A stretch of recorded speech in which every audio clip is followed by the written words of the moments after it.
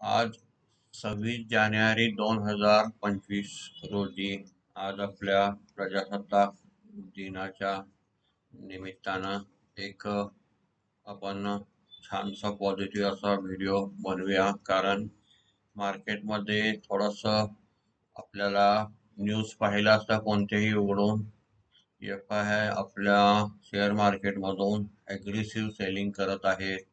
Earning चांगले नाही आहेत, रिझल्ट खराब येतात, चांगले येतात. आणि त्याचं मिश्र नॅरेशन न काढता, जसं फेक नॅरेटिव्ह म्हणतो आपण, तशाप्रमाणे फार निगेटिव्ह न्यूज दिल्या जातात. तर आपण थोडंसं पाहिलं असता एफ आय हे विकून आपल्याला चालले आहेत असं चित्र भासवलं जातं. पण प्रत्यक्षात पाहिलं असतं आपण तर एफ-आयची जी विक्री आहे ती डिसेंबरला प्रॉफिट बुकिंगसाठी झाली होती. त्याला वेगवेगळ्या गोष्टींचा रंग देऊन निगेटिव्ह नॅरेटिव्ह केलं जातं. तर ओव्हरऑल मार्केटमध्ये आपल्या पाहिलं असता गोल्ड रिटर्नमध्ये चांगले रिटर्न आहेत. स्टॉक मार्केटमध्ये निफ्टी सुद्धा अगदी चांगल्या अ, किंवा खरेदीच्या स्तरावर आलेली आहे. आणि निफ्टी ही अगदी आपण पाहिलं असता लास्ट इयरच्या किंवा या जानेवारी 24 जरी पाहिलं तरी त्याच्यापेक्षा आज आपल्याला साधारण 2-2.5 हजार पॉईंटनी वरच आहे. त्यामुळं मार्केटमध्ये जे फेक नॅरेटिव्ह किंवा जे काय म्हणू आपण की निगेटिव्ह अशा ज्या बातम्या येत आहेत तर त्याचं आपण थोडंसं विश्लेषण करून पाहू.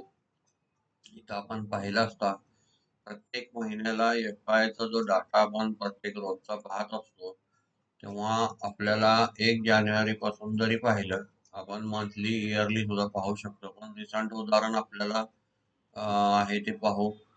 तर प्रत्येक ठिकाणी आपल्याला ग्रॉस परचेस आणि ग्रॉस सेल्स असते आणि नेट परचेस आणि सेल्स ची फिगर आपण पाहत असतो. तेव्हा आपल्याला निरीक्षणास येतं की ह्याने एफ-आय जे आहेत फॉरेन इन्व्हेस्टर इन्स्टिट्यूट इन्व्हेस्टर जे आहेत तर त्यांनी जे परचेस केलेलं असतं 13,400 कोटी त्याच्या अगेन्स्ट 11,896 कोटी हे विकलेलं असतं. आणि प्रत्येक रोज आपण ही नेट फिगर मायनस दिसली म्हणून आपण ते विकून कुठं जात आहे किंवा काय होत आहे असं नेगेटिव्ह न बनवता ते नॅरेटिव्ह चुकीचं आहे. साधारण असं दिसत आहे इथं की ग्रॉस परचेस पाहिली असता आपण इथे ही परचेस यांची आहे 1,89,00,000 करोडची आज ही परचेस आहे. आणि ह्याच्यातली जी गॅप आपल्याला दिसत आहे ग्रॉस सेल्स मधली समोर DI ने इथे घेतलेले आहे. आणि इथं आपल्याला हे पब्लिक म्युच्युअल फंड मधूनच जात असतात त्यांची स्ट्रेंथ सुद्धा वाढलेली दिसत आहे. यासाठी पब्लिक सपोर्ट साठी नवीन म्युच्युअल फंडच्या रूल्स मध्ये किंवा SIPच्या रूल्स मध्ये गव्हर्नमेंटने सपोर्ट दिलेला दिसत आहे. आज 250 रुपये पासून SIP गुंतवणूक करण्यासाठी मार्ग उपलब्ध केलेले आहेत. त्याच्या नवीन नियमावली बनवलेली आहे. त्याच्यात सर्वसामान्य म्हणजे साधारण इन्कम टॅक्स स्लॅबच्या आतमध्ये किंवा अतिशय कमी आपलं उत्पन्न असणाऱ्या लोकांना सुद्धा अटी पण त्याच्यातले शिथिल केलेले आहेत म्युच्युअल फंडच्या.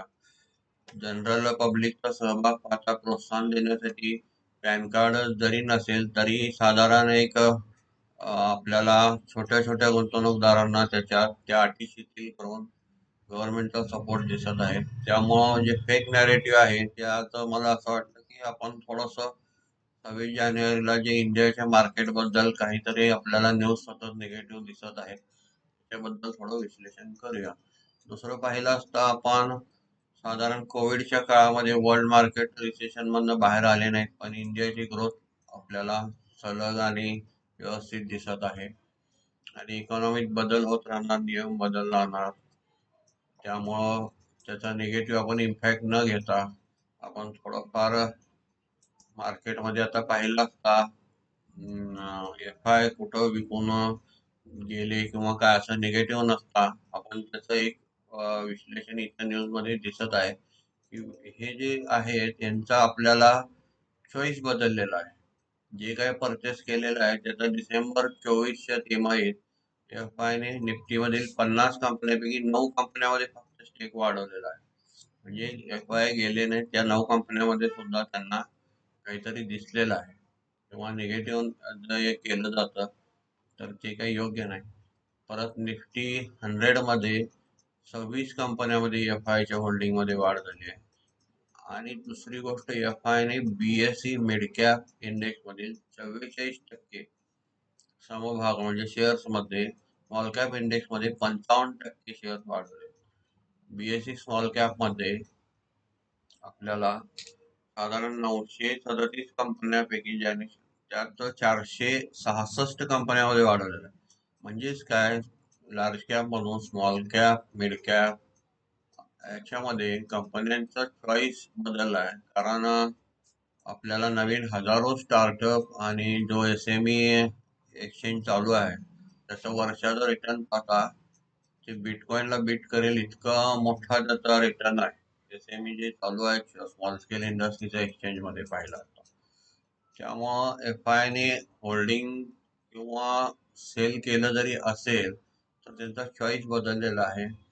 आपण इथं पाहिलं असता change in F I holding आणि चेंज इन DI होल्डिंग असे बरेचसे फिल्टर लावून तुम्ही पाहू शकता. वेगवेगळे फिल्टर अवेलेबल आहेत.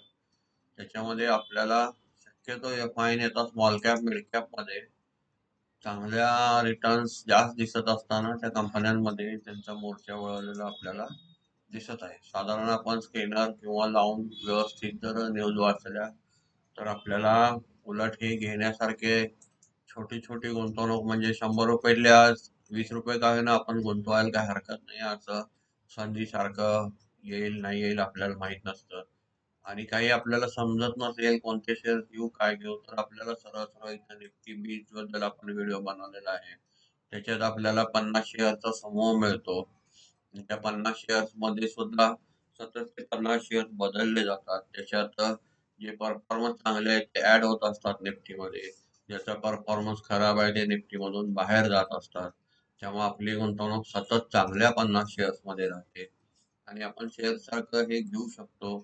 प्रॉफिट झाला किंवा आपल्याला काही प्रॉब्लेम आला तर हे विकायला सुद्धा आपल्याला इझी पडतं. सेकंड डे आपल्याला पेमेंट मिळून एक शेअर घेतल्यासारखं आपण असं नाही की आज म्युच्युअल फंड मध्ये 10,000 गुंतवलेत मला 2,000 लागणार आहे. तसं आपल्याला काही अडचणी न येता आज तुम्ही याच्यातून 500-1,000 रुपये सुद्धा विड्रॉल करू शकता विकून.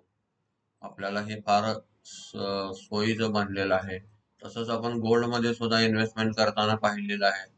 बरेचसे ETF अगदी 8 रुपये पासून आपण गोल्ड मध्ये गुंतवणूक करू शकतो. महत्वाचं इतकंच आहे की बचत केली पाहिजे आणि गुंतवणूक केली पाहिजे. आणि थोडंसं फार निगेटिव्ह फेक नॅरेटिव्ह म्हणता येईल का नाही माहित नाही मला, पण ते चालवलं जातंय का असं वाटल्यामुळं थोडंसं एक पॉझिटिव्ह व्हिडिओ बनवावा आजच्या दिवशी असं वाटलं. जय हिंद, जय भारत, जय महाराष्ट्र. धन्यवाद.